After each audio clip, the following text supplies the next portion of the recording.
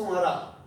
칭송하라는 다른 말로 찬송하라고 똑같아요. 그래서 오늘은 본문의 이분이 칭송하라라고 번역해놨으니 우리도 칭송하라라고 하십시다. 칭송하라는 테일라예요. 테일라는 타부부터 나가죠. 네. 완성된 목표 그리스도, 그렇죠? 그 다음에 해는 실존이에요. 진리로 호흡하는 그 영, 실존을 얘기하고, 그 다음에 라메드는 뭐예요? 진리를 익혀주고 익힘받는 거예요. 쌍방이죠. 쌍방. 라메드는. 그 다음에 다시 해로 들어왔죠. 해는 뭐가 되는 거예요? 실존되게 함이에요. 그럼 여기서 해가 쌍수로 들어가 있단 말이에요. 그럼 쌍수는 항상 전자는 나 자신이고 후자는 여러분들이라는 거죠. 그것이 쌍수로 기록된 테힐라라는 낱말인 거예요. 그래서 이 찬송이라는 칭송이라는 테힐라에서 테필라라는 기도가 나온 거예요. 그 다음에 방주라는 뭐가 나와요?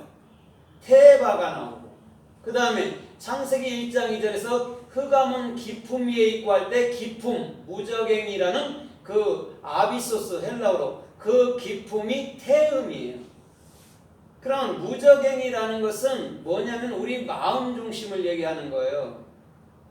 또 테바라는 방주도 우리 마음 중심을 얘기하는 것이고, 기도라는 테필라도 우리 마음 중심을 얘기하는 것이고, 오늘 찬송하라, 칭송하라도 우리의 마음 중심을 얘기하고 있는 거예요. 같은 어근에서 다 나왔다는 얘기죠. 그런데 오늘 본문에 보면 모압에게 내가 칭송함을 다시는 주지 아니하리라 이렇게 설명했죠. 그죠? 거기서 아니하리라, 로가 뭐예요? 로가 뭐라 했어요? 예? 라메드 알렙이라 했잖아요. 그럼 라메드가 익히는 것이고 또 알렙이 배우는 거잖아요. 익히고 배우는 거요. 모아봐, 네가 진리를 익히고 배워봐. 그것이 뭐예요? 곧 예? 그것이 뭐예요? 칭송이라는 테힐라라고 말하는 거예요. 모압은 맴 사역하는 자잖아요. 롯의 아들, 그렇죠? 롯의 아들의 족속이잖아요.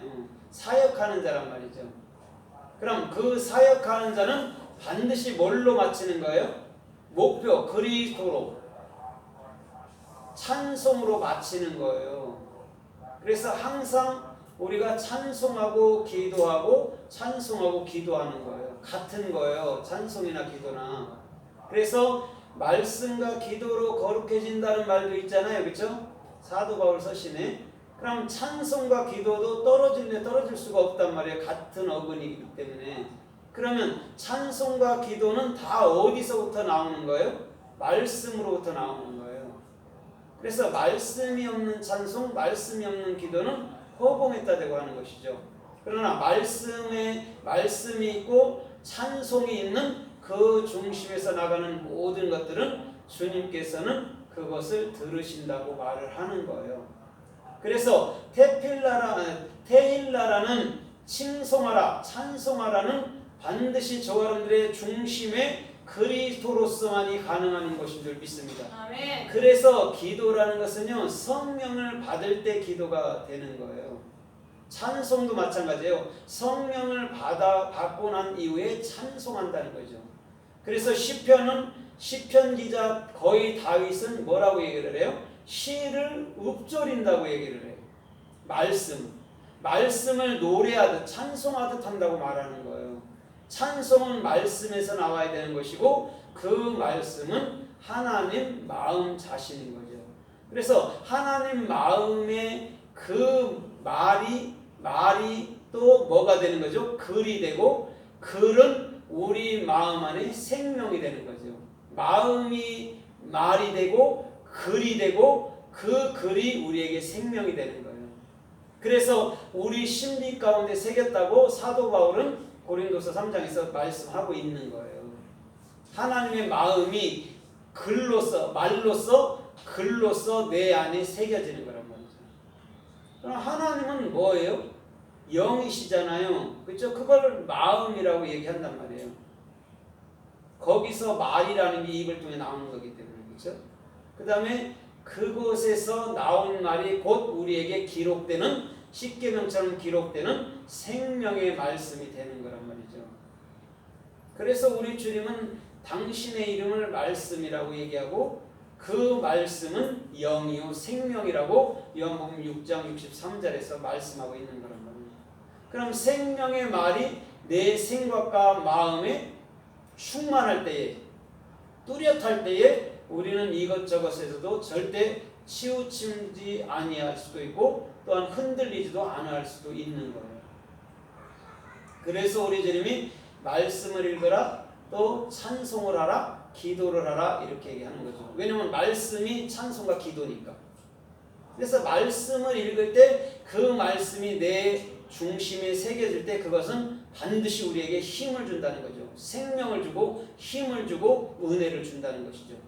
그래서 오늘 테일라라는 칭송하다는 반드시 저와 여러분들의 중심을 통해서 나아가는 하나님의 말씀인 것인 줄 믿습니다. 아멘. 그러면 이 테일라가 어떻게 쓰였나 우리가 종종 살펴보면서 은혜를 받아보도록 하겠습니다.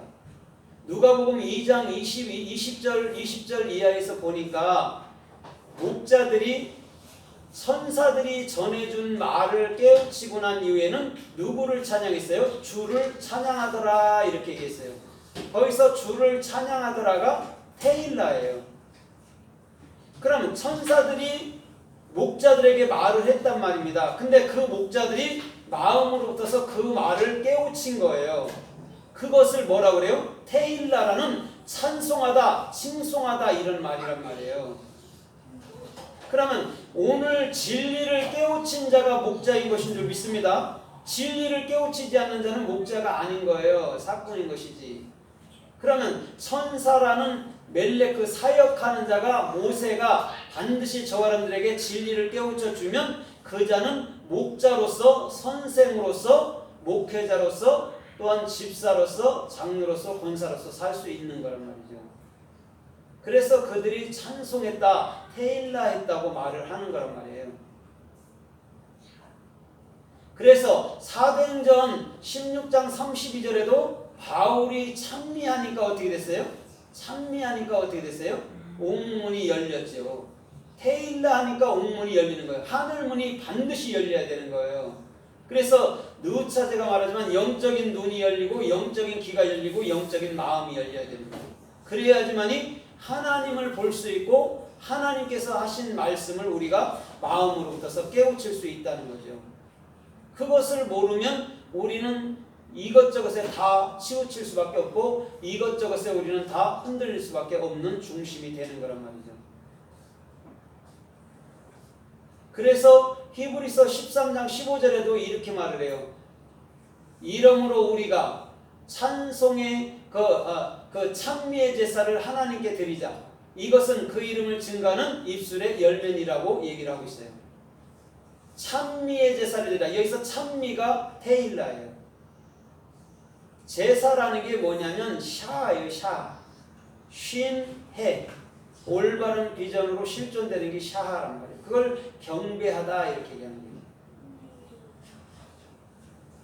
그래서 찬미의 제사, 테일라의 제사를 주님께 드리자. 그것은 내 입에서 나가는 것인데 그건 뭐냐면 열매야. 그게 페리아라고 얘기하는 거예요. 그럼 찬송은 뭐예요? 뭐라고 얘기하는 거예요 지금? 열매라고 얘기해요. 그럼 열매는 뭐밖에 없어요? 열매는 뭐밖에 없어요? 예, 성령의 말씀밖에 없잖아요. 그것을 찬미의 제사를 드리자. 그것은 열매, 그 이름을 증거하는 열매라고 히브리서 13장 15절에서 사도 바울은 말씀하고 있다는 거예요. 오늘 그것을 우리가 정확히 알게 될 때 오늘 저와 여러분들의 마음에서부터 나가는 모든 말은 열매가 되고 영이 되고 생명이 되는 것인 줄 믿습니다. 아멘. 그래서 요한계시록 5장 12절로 13절에도 이렇게 말을 해요. 너희 앞에 있는 어린 양은 영광과 존귀와 찬송 받으시기에 합당하시도다 이렇게 얘기해요. 누구를 가르쳐 말해요? 어린 양이라고 얘기했어요. 거기서 어린 양은 쉰이에요. 쉰. 올바른 비전. 그는 뭐를 갖고 있어요? 찬송과 영광과 존귀를 갖고 있단 말이에요. 영광이 카보드죠. 카보드. 그리스도의 소망이 영광이란 말이에요. 그것을 누가 갖고 있다고 그랬어요? 그것을 어린 양이 갖고 있다는 거예요. 올바른 비전을 가진 분이 갖고 있다는 거죠. 테일라를 누가 갖고 있어요? 그리스도가 갖고 있는 거예요. 그래서 그 테일라라는 찬송을 우리들에게 주님이 주시는 거란 말이에요.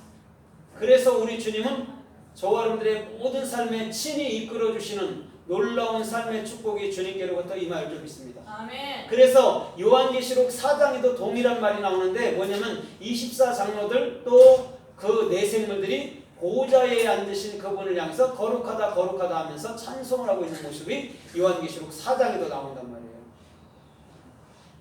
그러면 거기서 24장로는 우리 성도들을 대표하는데 그들의 입에서 나가는 건 테일라라는 거예요. 테일라. 목표로 완성하는 그리스도. 그럼 그들이 보좌에 앉으신 그 형상을 봤을 때 그들은 누구로 그를 끌어다 마음으로 가진 거예요?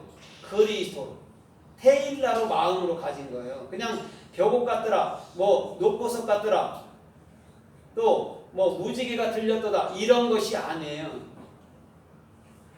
그것을 내 마음에 테일라라는 목표 그리스도로 가질 때 어느덧 그 하나님은 내 안에 계신다고 말하는 거죠. 그것을 우리가 정확히 알게 될 때에 계시록이라는 것은 어떻게 보면 우리들에게 무서운 게 아니고 계시록은 우리들에게 뭐가 되는 거죠? 힘과 소망과 기쁨이 되는 거죠. 막 심판하는 거 보니까 무시무시 한다고 그러잖아요. 계시록의 심판 안에도 나라들이 뭐 전쟁 나고 해서 뭐 다 죽더구만. 폭탄 테러 계속 해갖고. 그래서 요한